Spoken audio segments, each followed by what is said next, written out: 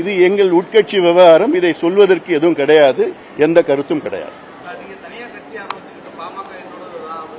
இது எங்கள் உட்கட்சி விவகாரம், இந்த கருத்து சொல்வதற்கு எதுவும் இல்லை.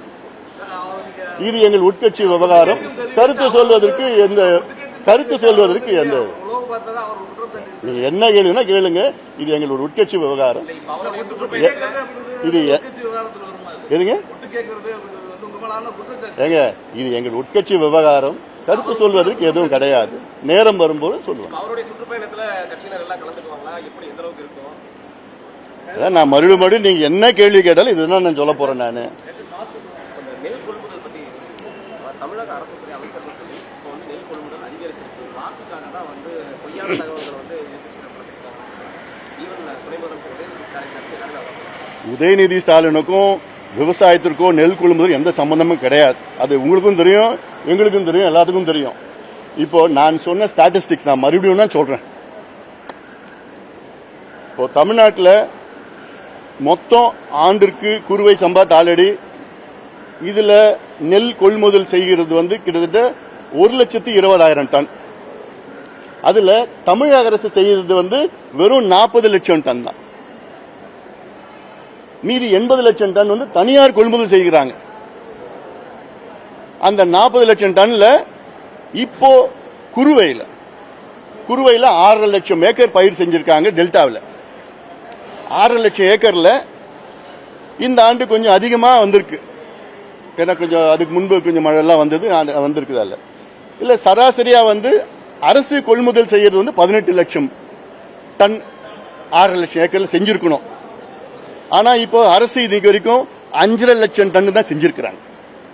18 லட்சம் டன் நெல் கொள்முதல் செஞ்சிருக்கணும் 6.5 லட்சம் ஏக்கர்னா.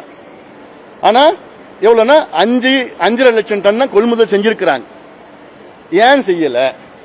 இப்ப மழை பெஞ்சிடுச்சு, விவசாயிகள் எல்லாம் வச்சுக்கிட்டு அந்த நெல்லை வச்சுக்கிட்டு அவங்க பாவம் அப்படியே மூடி போட்டு வச்சிருக்காங்க. அதுல நனைஞ்சு விளைஞ்சிடுச்சு. இப்போ அந்த 4 மாவட்டம், நான் சொன்ன 4 மாவட்டத்தில் 914 கொள்முதல் நிலையங்கள் தான் இருக்கு. தஞ்சை, திருவாரூர், நாகை, மயிலாடுதுறை. ஒரு நாளைக்கு ஒரு கொள்முதல் நிலையத்தில் 1000 மூட்டை கொள்முதல் செய்யலாம். 1000 மூட்டைனா 40 டன், ஒரு மூட்டை 40 கிலோ, அவ்வளவுதான் கெப்பாசிட்டி இருக்கு அவங்களுக்கு.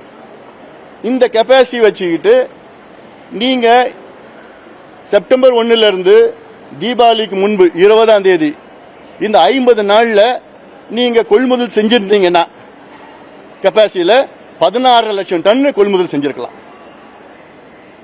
70 நாள்ல 914 சென்டர்ஸ்ல ஒரு சென்டர்ல 40 டன் ஒரு நாளைக்கு. ஆனா செஞ்சது எவ்வளோ? வெறும் 5.5 லட்சம் டன் தான்.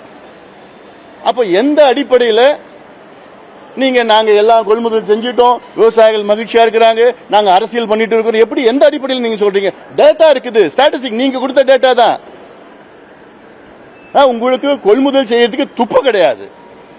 ஏன் நான் கேட்கிறேன், நீங்க திராவிட மாடல் சொல்றீங்க, 67 ஆட்சியில் இருக்கிறீங்க, மாறி மாறி வந்துருக்கீங்க. ஏன் டெல்டாவில் அங்க நெல் விளையுதுன்னு தெரியும், ஒரு அடிப்படை கட்டுமானம் இவ்வளவு காலமா 60 ஆண்டு காலமா ஏன் நீங்க உருவாக்கல? சேமிப்பு கிடங்கு அது வேற, 510 சேமிப்பு கிடங்கு இருக்கு அது ஒட்டுமொத்த பகுதியில். அது பத்தல, போதல. இதுல என்னன்னா அந்த சேமிப்பு கிடங்குல கடந்த ஆண்டு அறுவடை செய்த 2 லட்சம் டன் நெல் அங்க இருக்கு. அப்போ நீங்க எடுத்துட்டு போவீங்க? எங்க உங்களுக்கு கெப்பாசிட்டி இருக்கு? இந்த கெப்பாசிட்டி ஏன் நீங்க உருவாக்கல? ஏன் அதிகப்படுத்தல? இந்த நெல்லு காலகாலமா அங்க பயிரிடுறாங்க, உங்களுக்கு தெரியுது. அது நீங்க இன்னும் நிறைய கெப்பாசிட்டி பில்டிங் பண்ணிருக்கணும் இல்ல? இன்னும் கிட்டத்தட்ட 2 லட்சம் டன் கெப்பாசிட்டியில 1 லட்சம் டன் கெப்பாசிட்டி உள்ள அந்த கிடங்குகள் நீங்க ஏற்பாடு பண்ணிருக்கலாம்ல? கொள்முதல் நிலையங்களும் அதிகப்படுத்திருக்கலாம் இல்ல? வேகப்படுத்திருக்கலாம் இல்ல? மழை வருதுன்னு தெரியுது, மழையில நனைஞ்சு போவும் தெரியுது. அப்போ it is a complete failure of the DMK government. இதுல நாங்க என்ன அரசியல் பண்றோமா? நிச்சயமா அவங்க தான் அரசியல் பண்றாங்க. ஒரு நெல்லு கொள்முதல் செய்யறதுக்கு துப்பு இல்லாத திமுக அரசு வெக்கப்பட வேணும். அவங்க எல்லாம் விவசாயிகள் வயிற்றுல அடிச்சிட்டு இருக்கிறாங்க. அந்த பாவம் சும்மா விடாது. பிளே ஸ்டோர் மற்றும் ஆப் ஸ்டோரில் இருந்து பாலிமர் செயலியை QR கோடு மூலம் பதிவிறக்கம் செய்யுங்கள். செய்திகளை உடனுக்குடன் பெறுங்கள்.